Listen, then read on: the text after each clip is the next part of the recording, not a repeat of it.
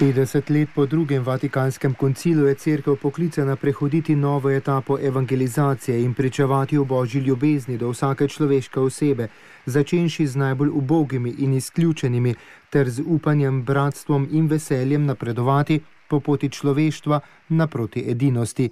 Tako je papež Frančišek spomnil udeležence generalne skupščine gibanja Fokolarov, katere je sprejel avdienco. Posebej je pozdravil Marijo Voče, ki je bila potrjena na mesto predsednice za obdobje nadaljnjih 6 let. Vsem zbranim je papež v nagovoru na srce položil 3 zadeve: kontemplirati, iti ven in učiti.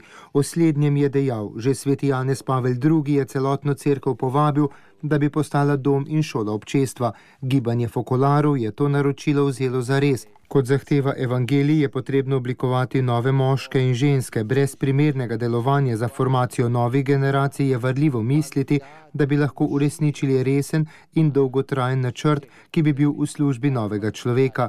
Chiara Lubich je govorila, da je potrebno oblikovati moške in ženske z dušo, srcem in umom Jezusa. Le ti so sposobni prepoznati in tolmačiti potrebe, skrbi in upanja, ki prebivajo v srcu vsakega človeka.